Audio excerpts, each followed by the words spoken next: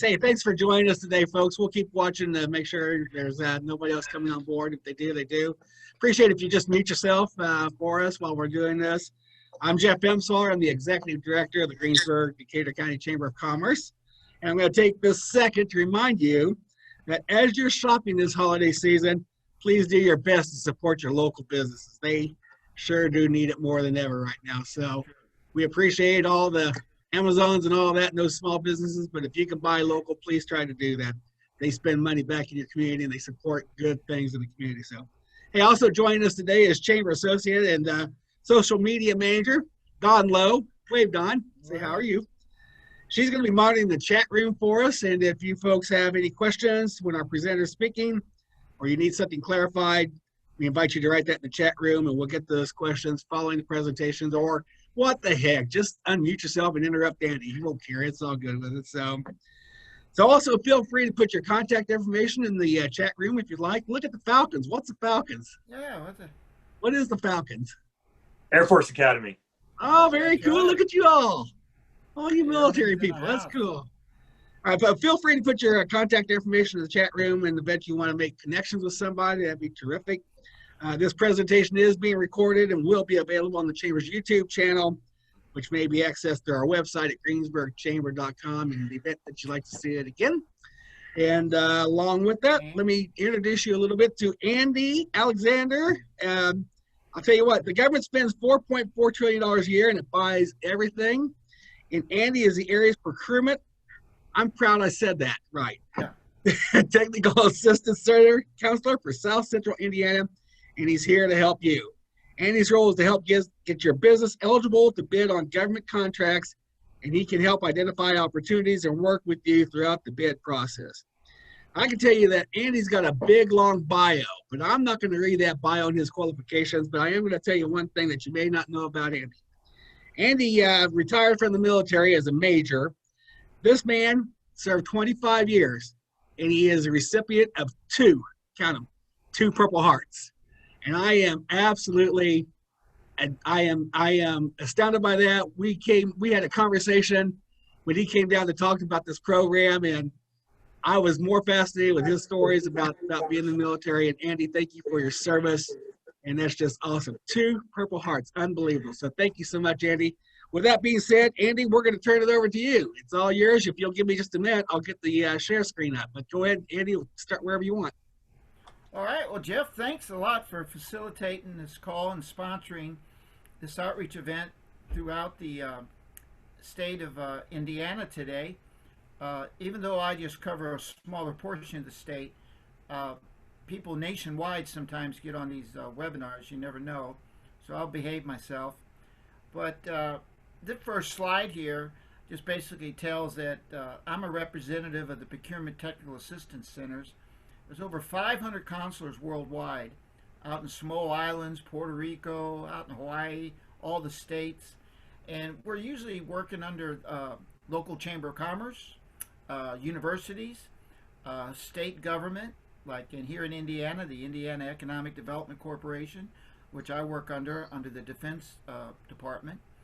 And we're all different ages and different diversities and different backgrounds, but we all have one thing in common. We're all about helping businesses in our states seek out government contracts for federal, state, city, county, and town governments. So always think in mind when you say it's the government, think of which government, one of the 5, from the bottom down there in the towns, even down to the villages in some cases. So next slide, Jeff. So Jeff, I just also want to say I feel like I'm on a radio program this morning. You are such a good facilitator. Of my 26 chambers of commerce I coordinate with and collaborate, I've never felt like I'm on a live radio broadcast here. So thank you very much. Very good. So here's a map of the Hoosier State, and I'm at area number 4, and I have offices I leverage out of Columbus and out of Bloomington, and I'm broadcasting out of my home right now here in Nashville in Brown County. But I cover about 246 towns, 26 counties, and right now I'm not traveling much because of the code we have in the state. But I communicate. Matter of fact, my business is picked up. In that territory, Over $22 million in government contracts have been awarded during 2020. So can you imagine what's going on in the whole state? So the whole time that we're hearing about a lot of closures and businesses having a tough time with different things, government contracting is marching right on. And they're spending money and they're developing budgets and they're doing well. It's a matter of us getting registered with them, marketing to them, and winning contracts from them, providing our services and products. Well, up there in the Northwest is Diana Hunter. She's out of West Lafayette, and she also uses Crown Point. Bob Warner is our consul up at Fort Wayne. And then in Central is Nate Lofton. He's downtown Indianapolis near the Capitol. And down there by himself, down in Evansville, is Jim Haddon. And we're the team, and we work under our state director, Christine Jeffries, and also Caitlin is also our deputy director up at the Capitol. And we're a great, polished team. A lot of the other states contact a lot of times for our knowledge and our mentorship. We've got a lot of recognition, and it is all on the backs of a lot of our businesses, small startups and our other than small, that being the large. Well, that list right there are all the different services a consular like me provides a business at no cost. This is a matching fund that comes out of the Department of Defense Logistics Agency, and also through the Indiana Economic Development Corporation for Indiana-based businesses. So if an Illinois or Kentucky or Ohio or Michigan business comes into our state and they request assistance from someone like me, I have to refer them back to their state. And I know their counterparts. But now any business in Indiana, we can do business anywhere in the world. And I can coordinate with any government in the world as far as selling your services or products. So that's a good deal right there. Next slide. So a PTAC, I'm a what they call a PTAC counselor. And a PTAC is a Procurement Technical Assistance Counselor, or center. And the center for South Central is either in Bloomington or Columbus that I visit at. One is at the Chamber of Commerce in Columbus, and the other one is over at the Dimension Mill on Rogers in near 16th Street. And then other times I'm either on the road or I'm right here at my remote office. And like I said earlier, we're counselors in over all 50 of the states and protectorates.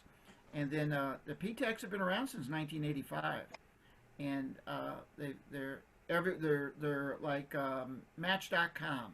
We're between the vendors and the government, and our job is to match those services and products of each of you that are listening today over to the governments that have the needs. The next slide. And someone asked me the other day, well, what is Brown County State Park by? Well, just think, those rangers out there with the DNR, they don't build those roads in that state park. They don't maintain those facilities, or those cottages, that hotel out there, those water lines and sewage, and that's all done by vendors. Electrical work, they protect the park and service the park, but even in the back of the park, where you have over 300 stalls for horses that are brought in every month, all those hookups are all done by vendors to make sure that operates each weekend and throughout the week for people that visit the park. So every time you go to Brown County Park, for an example, you can see your state and county governments at work there and what the vendors have done proudly for us to enjoy. This slide is about the federal government, and it's just saying that they're a big spender. They're the biggest spender. Now, if you were to Google list of federal government agencies, it would give you 49 departments and their logos right across the screen. Under those 49 departments are 1,200 federal agencies. So when you work with a character like me, I'm going to have to get you in some type of focus which one of those departments you want to start with and which one of those agencies are buying your products and services. And then as we echelon down through the 50 states, we want to know, is it just Indiana or the regional area or the whole country? And then if we look at counties, we have over 900 towns in our state with over 90 or so, 99 counties. So we got to have some focus on who we're looking at, who we're advertising to, and things like that. And that's where in my Match.com services I try and do that. The next slide.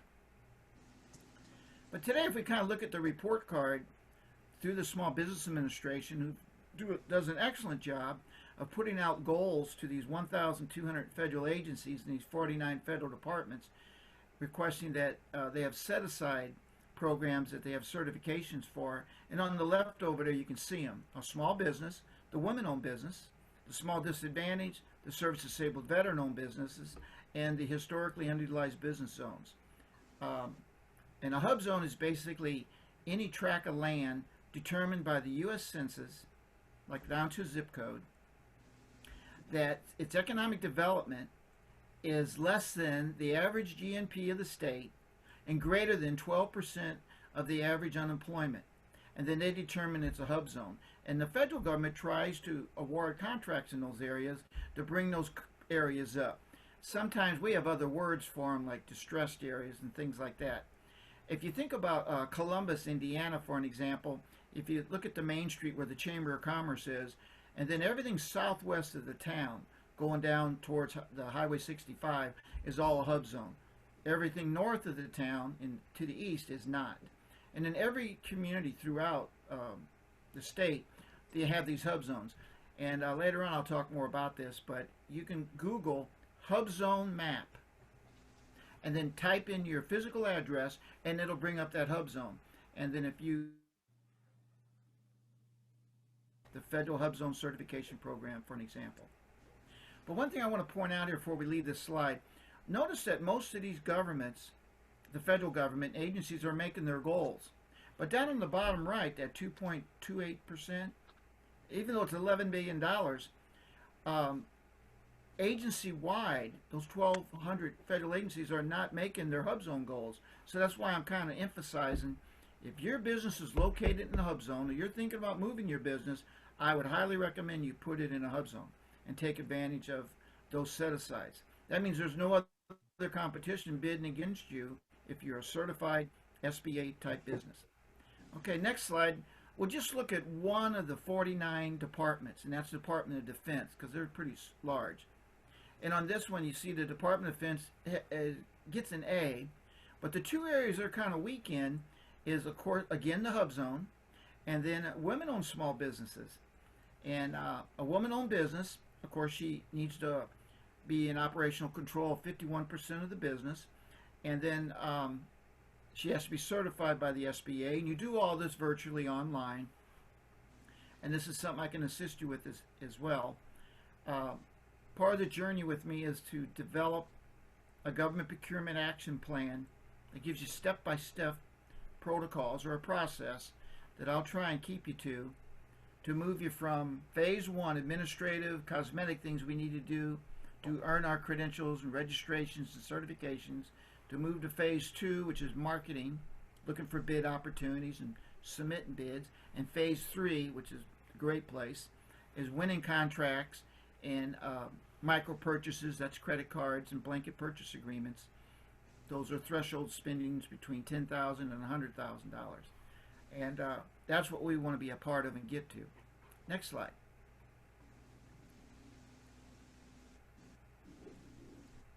All right, so we all like this word success, so I thought, being an ex-military guy, I got to break it down into 7 numbers.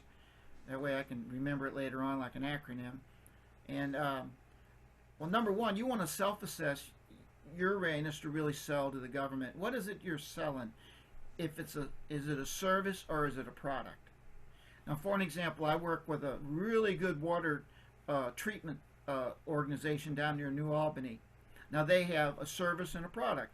They go around the towns and they test their water. That's a service. They get samples of the water, they bring it back to their plant, and they test it, and they provide the service. But on the side, they sell water testing kits for individuals, commercial, homes, things like that. So that's a product. So even though they're a good example, they have a service and a product. So you have to determine that. And you can have multiple ones.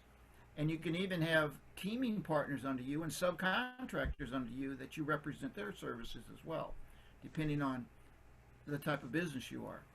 You can be a woman-owned small business that's service-disabled veteran that's located in a hub zone that's Native American Indian. There's multiple ones that you want to look at.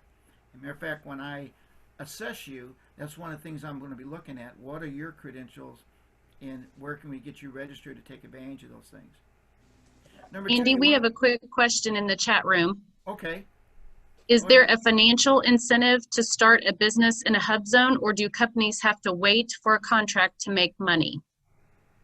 No, on both of those. And if they want to, at the end of this, I'm going to have my email address. They can email me because that's a bigger explanation, and I'll be glad to share that with them on both of those issues.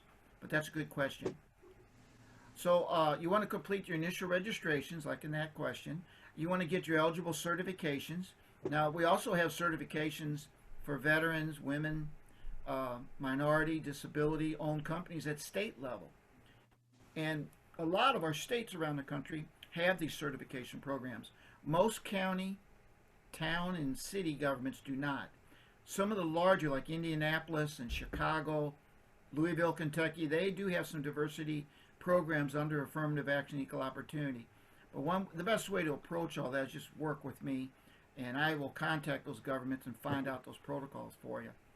And then number 5 there, 4, you want to develop a marketing strategy, and I help you with that if you're working with me or one of my counterparts throughout the state, and when we develop an action plan.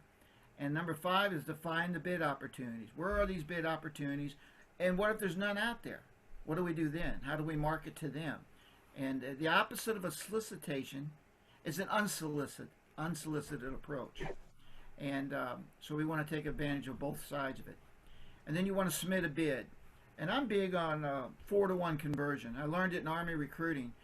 And able to get somebody 64,000 people you have to process to get 8,000 people in the Army. Look at the conversion there. What is that, 8-to-1? Well, through my experience, I have found in 52 weeks, if you do a 4-to-1 conversion, you'll win 13 contracts in a year. That means every week you want to get a bid out the door on something that represents your goods or services, and I can show you how to do that.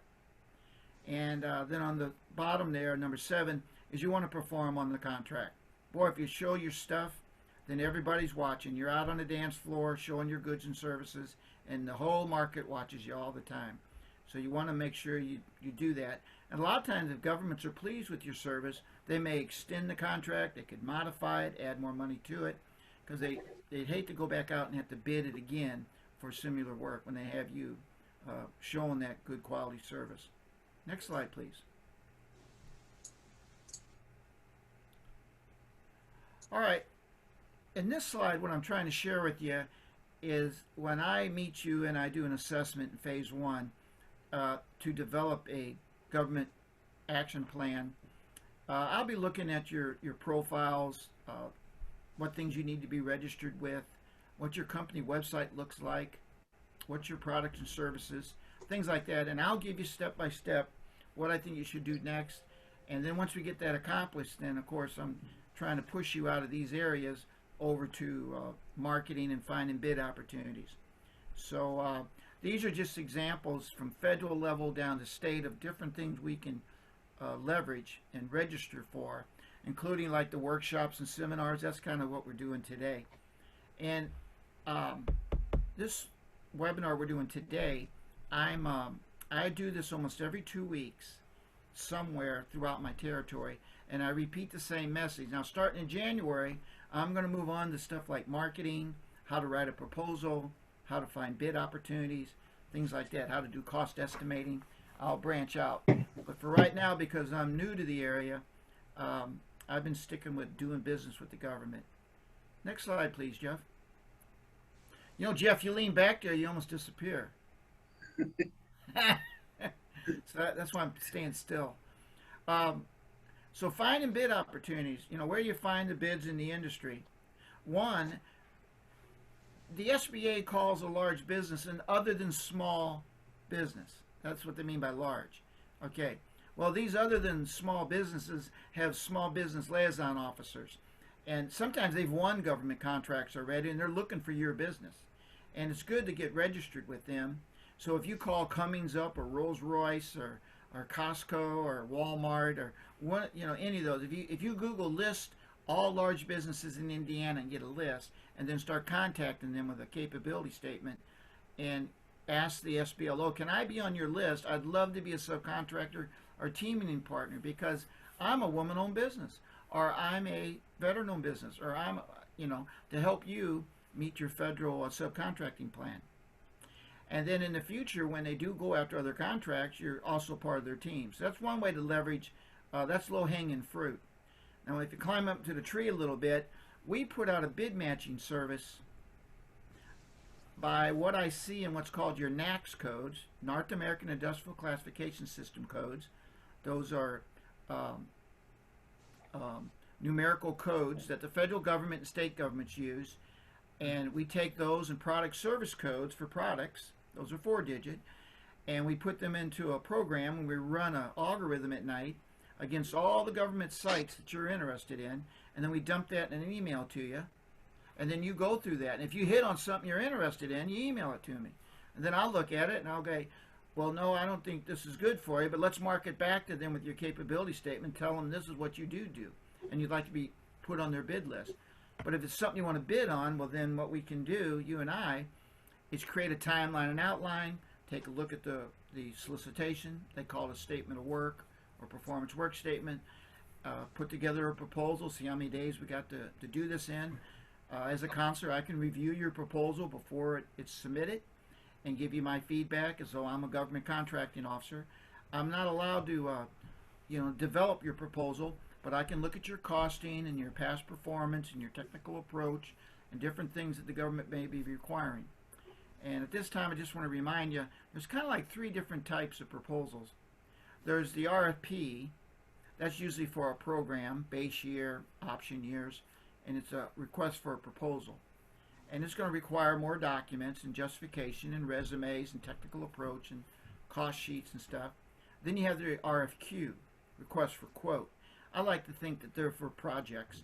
They're near term, this week, a month from now, the next 3 months. A lot of the COVID supply buys you see for PBE are RFQs, and they need them immediately, and there's a lot of that going on right now, so you got to be fast and quick. And they're looking at a low bid, not necessarily best value, but a lot of them lately I've been noticing around the country, they've been asking for best value. Can you send us a sample of your gloves? Can we look at your sanitizer? Who made it? Where did that mask come from? Is it made in America? Whatever it's going on. So they're looking for more best value lately. So if that's the case, then there can be a better price. You can charge a higher price for that because you're showing best value. But a lot of PPE supplies that are bought on low bids on an RFQ. And then for construction, they have what's called IFBs, invitation for bids. This is where all the construction people put in the bids, and they show up and they open the envelope and they pull it out, and it's low bid that it's awarded. I would say for the building of like a post office or a major government facility, a lot of times they also use best value criteria and weighted averages. And that's something that I can get more detail with you as a counselor. We cross that. Next slide, please. Okay, submitting a government bid. I'm going to teach you a little poem here that I've used for over 48 years, even as a private in the Army. A drill sergeant told me this, and I never forgot things as I was being taught. Like, this is your rifle, take it apart, okay, now you do it. And the poem was, I knew 6 honest men, they taught me all I knew, their names of what and where and when and how and why and who. So when you get a solicitation, you read it. You don't take any notes, you just read it, digest it, soak it in. Read through the pages. Okay, there's 56 pages. This is an RFP. This is when it's due. This is why they want it. This is when they want it. This is where they want it. And then the second time, you take your notes and you draft out a timeline. Oh, I got 14 days to get this in. I got to get it to Andy by the 7th day. I got to have these documents in my outline. And we all learn how to do timeline and outlines around the 5th or 6th grade in school, and doing case studies when we did book reports and stuff. If you use that same format, timeline and outline, you can do that. I have it down there, number 4. And but what you miss on the first read, you'll catch on the second read. I'm one of those people. I learned it in the military. I really had to read stuff 3 times. That's why the military has these cartoon pamphlets they give you and stuff in the Army, so we get it. But man, by that 3rd time, I've got it. I can tell you backwards, But some of us are quick learners up front. But my school of hard knocks thinking is read it twice. And if you're working with me, I'll read it, and then we'll get on a telephone call or a Zoom meeting, and we'll go over it together. And it's interesting how we both interpret what we read. You know, like that Norman Rockwell painting where they're all talking, the conversation with all the people, how it ends up. Number 5 there, you want to follow the directions. Don't be adding things in there that there's no requirements for, and don't be critical of the government if they don't know what they want. Take advantage of that. I had a couple clients last week saying, well, Andy, they don't know what the heck they want. How can they buy our services or products and they don't even know what they want? Well, that could be true. A contracting officer is not the buyer. They just put the solicitation together, they put it out for bid, they collect the proposals, and then they hand it over to the buyer. And then the government buyer evaluates it, and then if there's things in there they don't understand, you have an opportunity to enhance it and bring to their attention. And I like to always think if people don't understand us, it's not their fault. We have to explain it until they do understand it. And that's sales. That's marketing. And so we can leverage things like that. And then submit it correctly and on time. So every day I get a call from a guy who's at the gate up at Camp Atterbury. The solicitation's due in 30 minutes. And I'm down here in Nashville. Now there's not a thing I can do for him. And my counsel is, you should have been at that gate yesterday. Turned it in, or emailed it yesterday. Called the contracting officer. Ma'am, did you get my proposal? Is everything there that you in the format you like it? No, Andy, you missed this document. That. Well, I'm going to get that up to you. Or Andy, can you meet me at the gate and take me on the post to the contracting office because I can't get through security up there or whatever. But if you're doing everything at the last minute, well, they're going to reject your proposal. It didn't make it. Because they look at that and they think, well, if they can't even get a proposal in here, how are they going to deliver on the work, down the line, or meet deadlines in that? So my advice is always submit a proposal a day before it's due. Then if I call the contracting officer and get to talk to him, I establish rapport with him. And I go, well, here's my bid proposal, and, I really feel we're good for this job and that, but I'm also selling for the next opportunity. And they like my customer care and my customer service that I put in the day before, because now they get to look through mine instead of getting them all piled up with everybody's the next day. Next slide, please. Oh, I like this slide. See how they're all huddling there? They're all talking. Performing on the contract. It takes a collaborative effort. And when you get a contract, today, when you register on the Federal System for Award Management, they call it SAM, you're going to give them an MPIN number, a Marketing Partnership Identification Number. You know what that is? That's your electronic signature. When you put in a proposal at the federal level on the SF 1449, for an example, and you sign it, that everything attached in this is my bid, and you win it, guess what they're going to do? They're going to put the amount on that SF 1449 with the accounting. They're going to email that back to you, and that's your contract. It's all electronic fund transfer. And then as you invoice them through the SAM account, they're going to look at your routing and your account number on the SAM registration profile, and they're going to do electronic fund transfer to you. The federal government does everything by the direct deposit electronic fund transfer. If you want a check for the work you do, and you want to wait some time to get a check, go down and do work at the town level, or maybe some of the cities and counties. But a lot of the larger governments are in electronic fund transfer. When you get a contract, you want to compare it to the proposal that you wrote. And if you bring me in, I'll do the same thing. And then I'll even go back to look at the statement of work. And when you compare all three of them, we go, well, wait a minute here. The contracting officer has added on something additional here that wasn't in the statement of work, and you don't have in your proposal. Well, now that cost that you put in, that you said you'd do the work, that's going to be lower. You're not going to make it's going to affect your profit. So we need to challenge that with the contracting officer. Or maybe the contracting officer, he put too much money in there that didn't match your cost.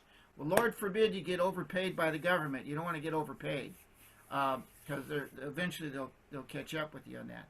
So we got to bring that up to them. Well, then anytime you're going to get overpaid, that's an opportunity to sell something else to be added with the contract. It doesn't happen too often, but because I'll tell you this, a contracting officer, when they receive a statement of work, they do marketing research to come up with what they think that the value of that contract is going to be. So they go out on a system called, what the SBA provides, called the Dynamic Small Business Search, DSBS. And when I do your action plan, I'm going to be looking at that bad boy because I want to make sure it matches your SAM profile on everything you're advertising out there.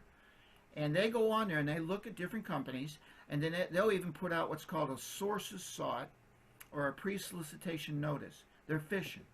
And they're trying to find out from companies, is there anyone out there that can do this work? And they get on FPDS, Federal Procurement Data System, and they bring down old contracts. They get on USA Spending. There's a good website, usaspending.gov. Just put in the zip code or a name of a product, and it'll pop up and show you everything in your community, every grant, every loan, every contract going on. And they do the same thing, and they go back to the buyer and they go, look, I've done market analysis here according to the Federal Acquisition Regulation, and I think this is going to be valued at about $80,000. So then the buyer has to transfer money to the contracting officer. They call it a MIPR. That's a transfer of money. And then they hold it like an escrow. They put it out the bid. They collect the proposals. Then they give you to the buyer to evaluate. The buyer puts people in order, the ones they pick. The contracting officer then awards the contract and transfers that money out of that escrow. But they do this all on the government side. At every level of government, they do the same process. They have different acronyms, but it's the same thing. It's kind of like when you buy a house and you put down earnest money. That goes into escrow. You know how that process works for the mortgage. Now, number 4 there, get on the same page as that government contracting officer. Sometimes they have what's called a COTR. I've won a contract. I had a company call me the other day. Well, Andy, I won a contract at Muscatatuck. Well, I'm learning how to say that because I'm from Iowa, so I think I said it right. I think of a cat, Muscatatuck. Okay. But he says, I've got the contract. What do I do now? I go, well, you're going to have to perform the service. Who's your COTR? Your contracting officer, technical representative. Have you met with them? That's a representative from the buyer that the contracting officer is assigned to you to work with. You want to become very good friends with them. And you want to have a meeting with them before you start the work. And this guy had to, move trash around. I mean, with his end loader, he had to move whole like buildings around to make them look like a disaster. And it looked like a bunch of junk, but it was really orchestrated. You got to be to Muscatatuck to understand what they're doing down there. But he created a disaster for him. And it matched, and so he was able to deliver on it. But he had to get on that same page with them at first, because when he went down there, he thought, well, this looks like a pile of junk already. And they go, well, it's not the pile we want. We want entrances here for the Navy SEALs. We want things over here for police departments and the fire. We want a truck up here like the floor is caved in.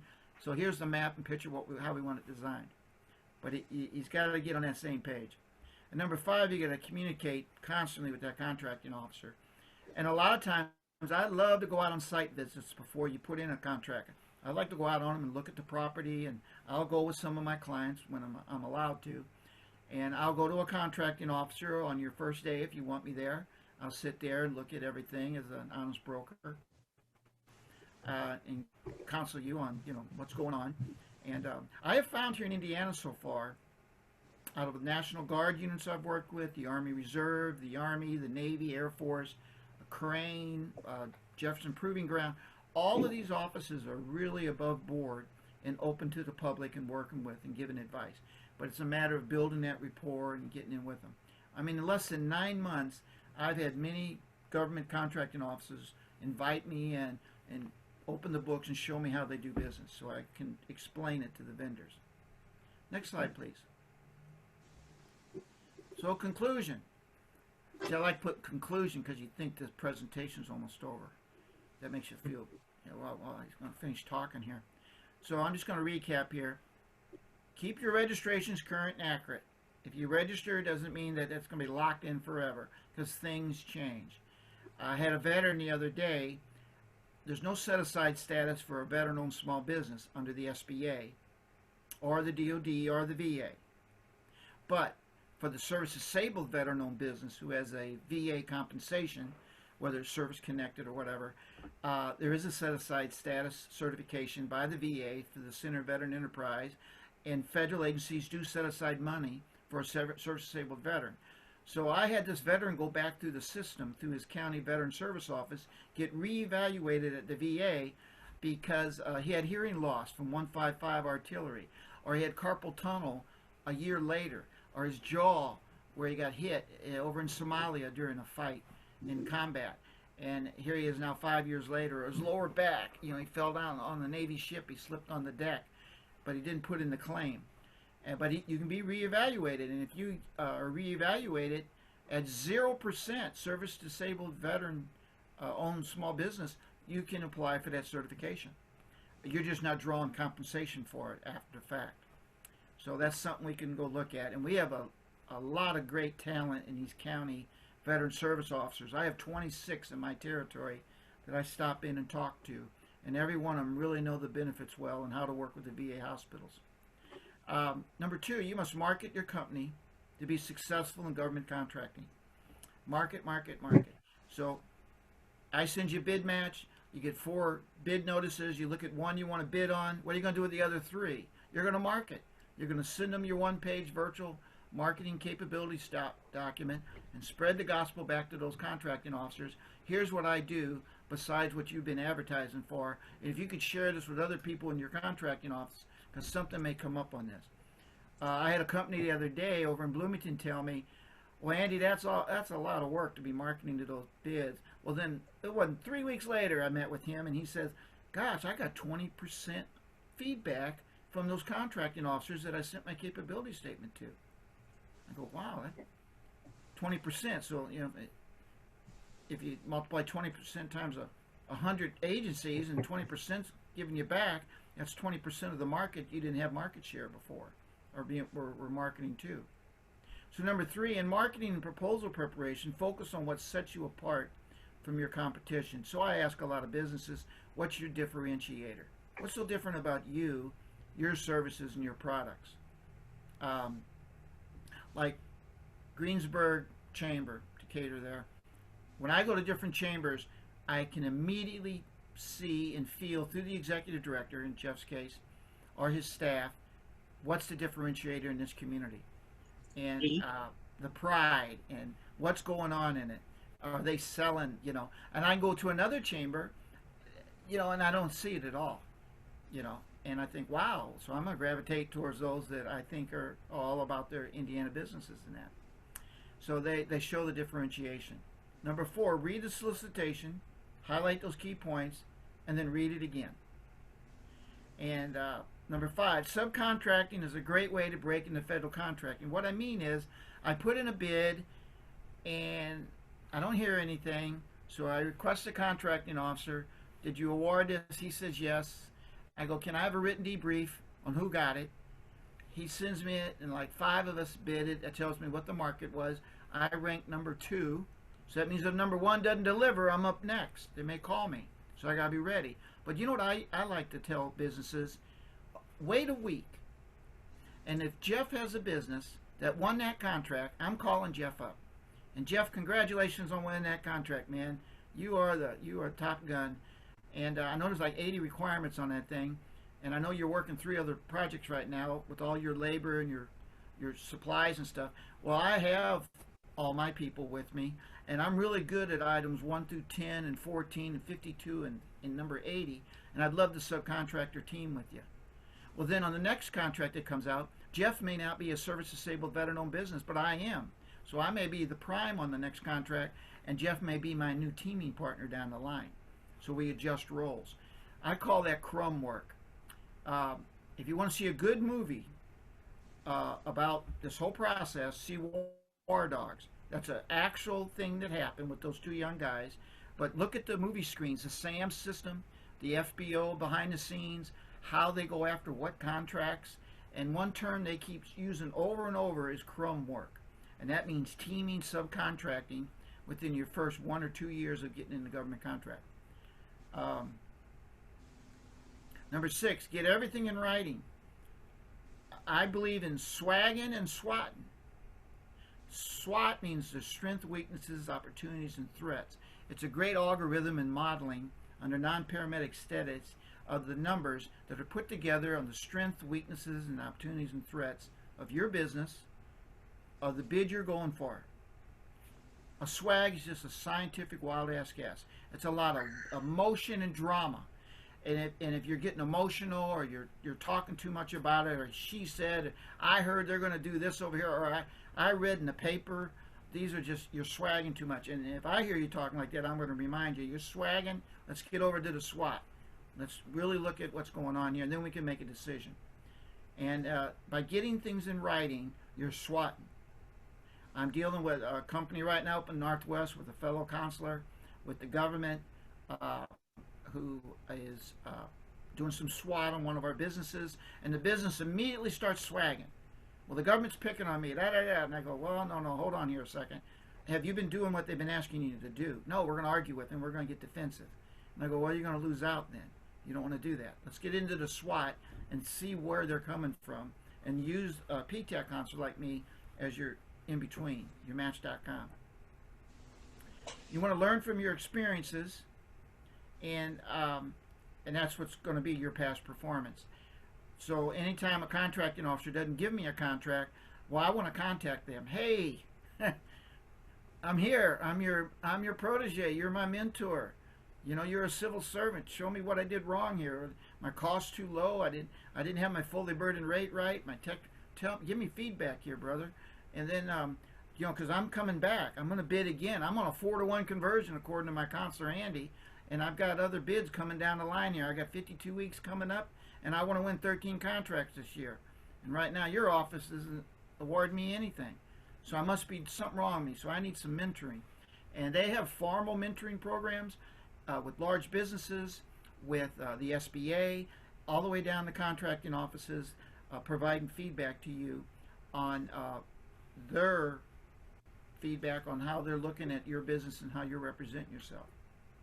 And then, of course, you want to use the PTAC and other free assistances available.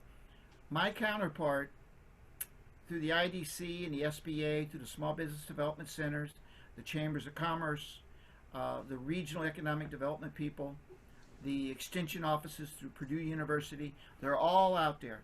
In fact, one of the first things I did when I moved here was I made an advocate list of all those people. And I emailed them privately on the side and tell them everything I'm doing.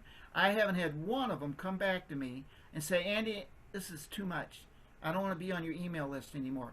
All of them step up to the plate, either give me referrals or help me out. And I'm telling all businesses all the time, you want to get your advocates together. Do not do this by yourself. Next slide, please. All right, now we're about quarter till, so I'm just showing you here, this is who I work for on that. But the next slide is my contact information. And if there's any chat going on or any questions, we can do those now. And that gives us about 15 minutes till we end, or we can end early. So if we got any questions, turn your mic on. Or Jeff, if you have something that you want to add, please do. Andy, I do have a question in the chat room for you. All right. What are the specific steps to getting started? How do they get registered with SAM, request a NAIC or NAICS code, etc.? Okay. There's two ways. One, you can do it on your own. You don't need Andy. You can just Google sam.gov for federal government and get on there and knock yourself out on that 50-page screen system and start loading in your information. Or you can Google Indiana PTAC and click on Request for Assistance, and they'll assign me as your primary counselor or the counselor in your area. And we will set up a step-by-step through an action plan on how to do this. Because, you know, some businesses don't want to do business with the federal government. They just want to do clean town halls, you know, so they want to know, how do I go after town halls or county governments? So with a counselor like me, I can keep you on that focus. Okay. Don, was that the question that said that from Chris Stevens said he's in Du Bois County, which is Area 51? No, but I think it answered his question. Oh, did they answer? Okay. I'm sorry. If not, he can email me afterwards on my last slide. And anyone that signed up today, I'll be emailing these presentation slides out to you so you can digest these on your own, and you can talk to me offline, and I'll dedicate. I have plenty of time in remote status here. What's a reasonable amount of time that somebody can expect to hear something, and then how much time does somebody put into this? Is this a month-long project, or when you see something that's available, is that a bang, bang, bang? Do they move quickly, or? Both.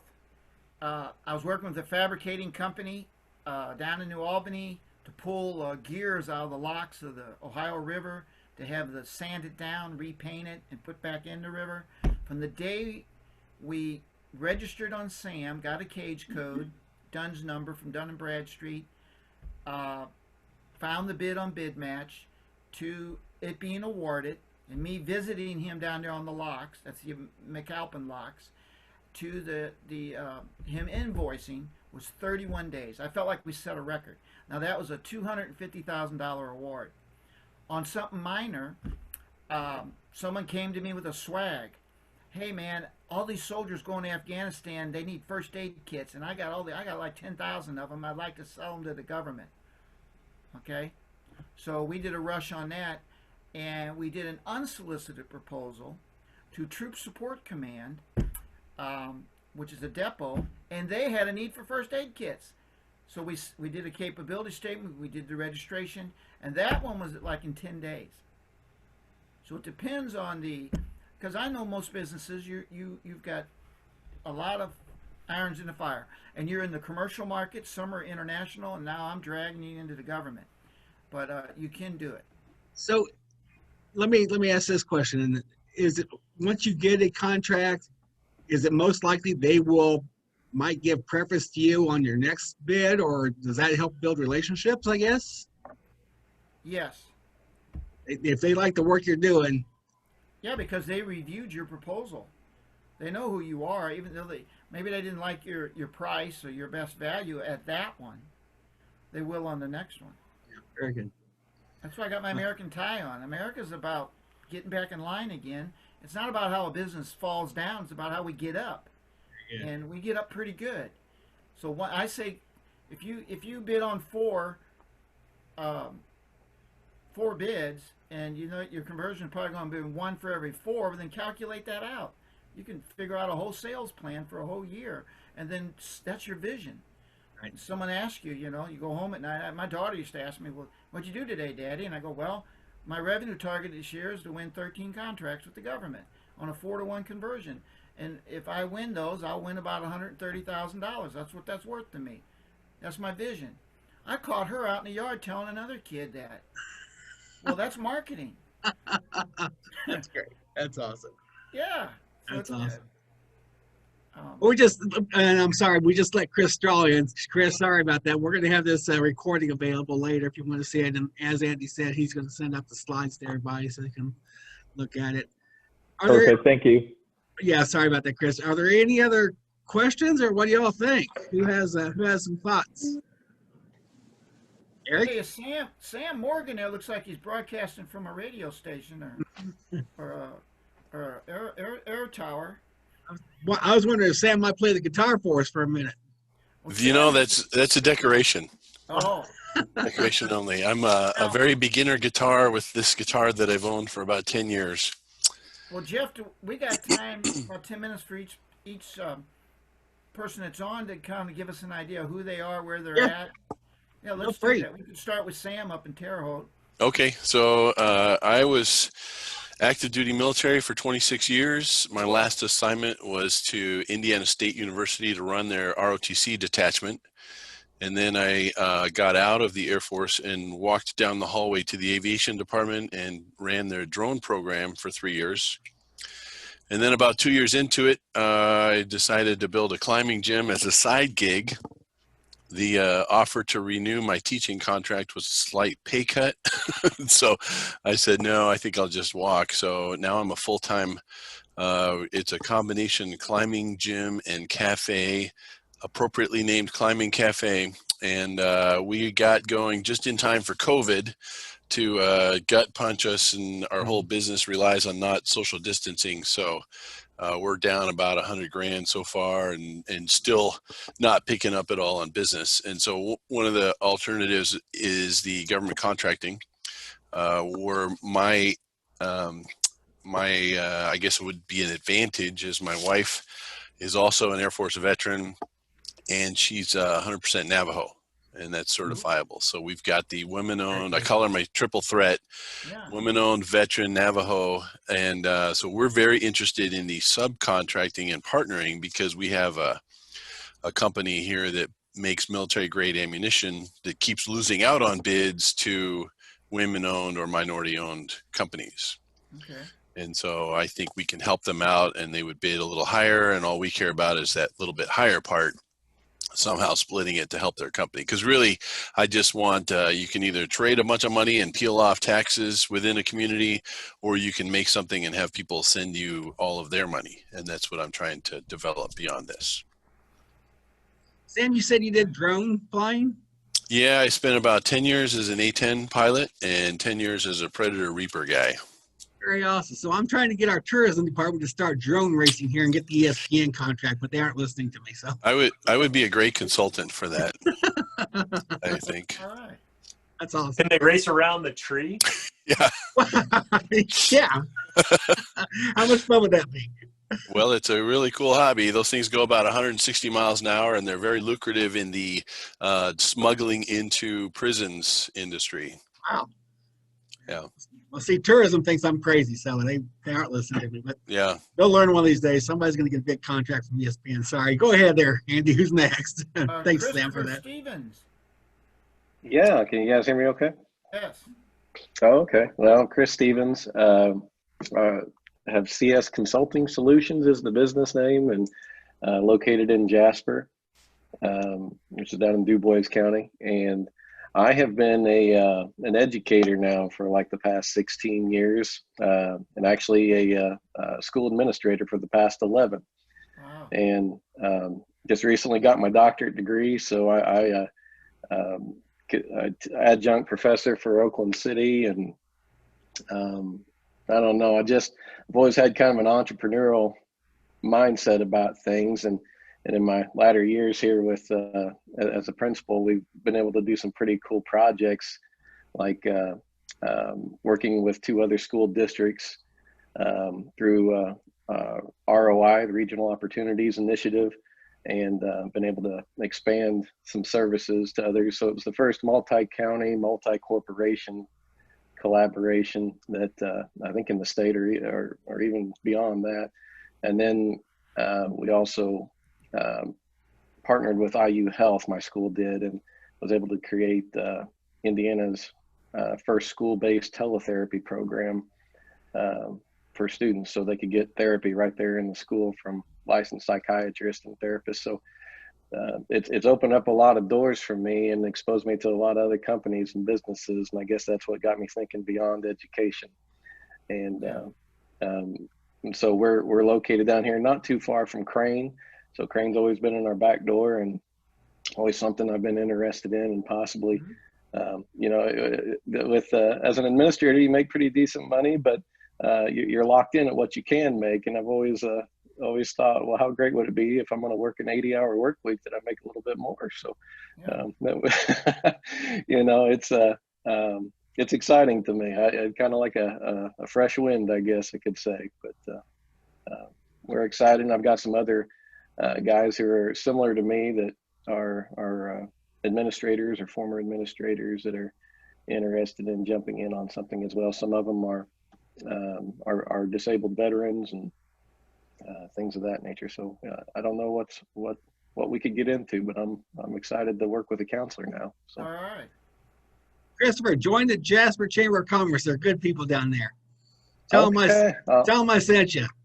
All right, I'll do that. Give me a pat on the back. Ask for my discount. Okay. Sounds good. Well, how about Eric Coyne? Hey, good morning, everybody. Jeff, thanks for hosting this, and Andy, thanks for the presentation. I'm a recently retired Air Force vet. Much like Sam, I did 24 years. I was a JAG. I was an attorney, and I grew up in Bloomington and went off to the Air Force Academy. In 28 years, I've returned home primarily to get my kids through high school in one place. My son, this is his 3rd high school. And so it's great to be home, at least get them near grandparents. And in the meantime, I'm trying to figure out what's next. And so I started up a consulting LLC.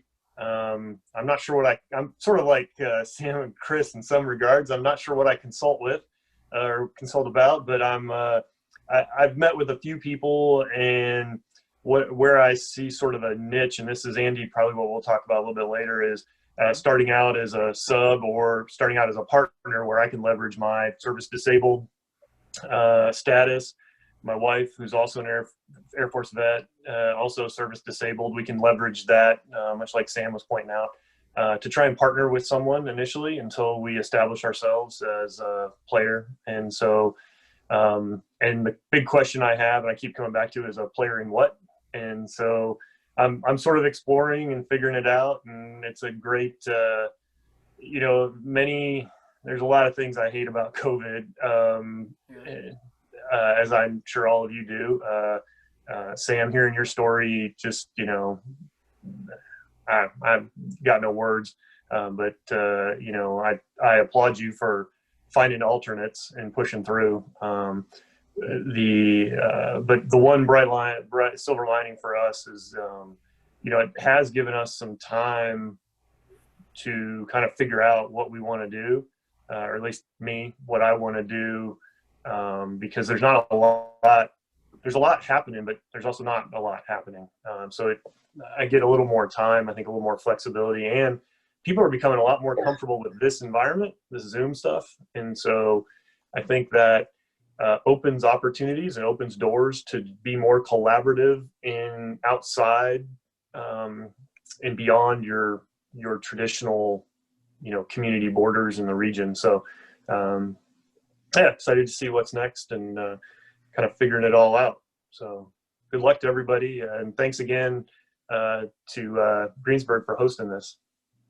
I remember the tree in your courthouse well.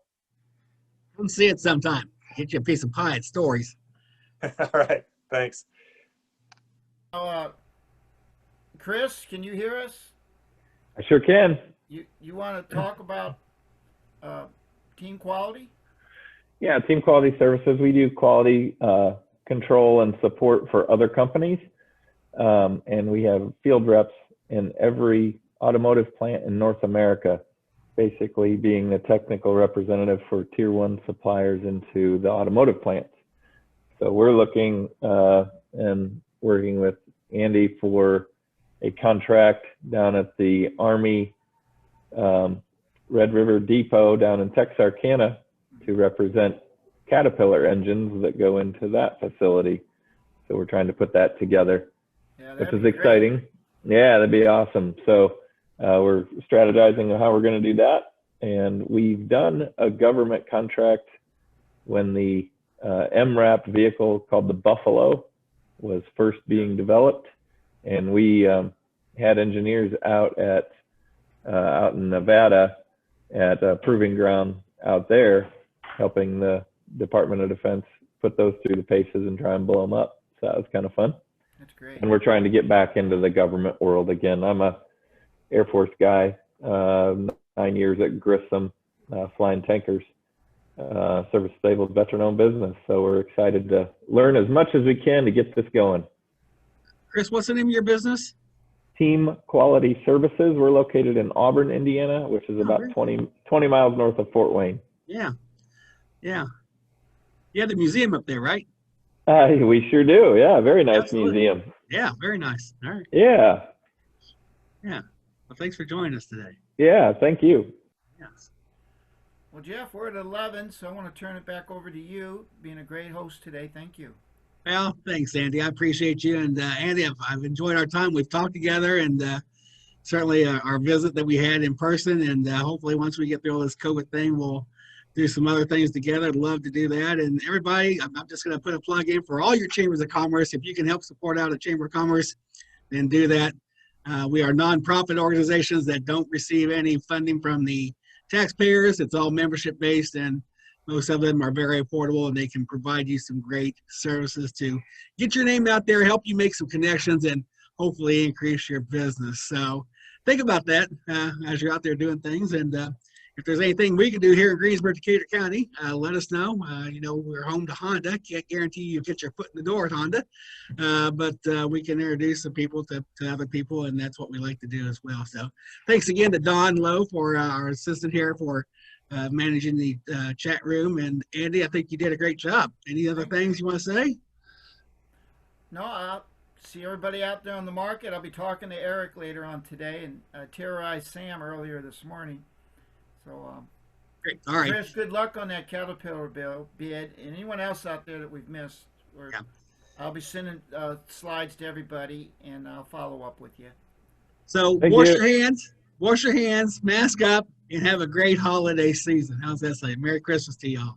Merry Christmas. Cool. Peace out.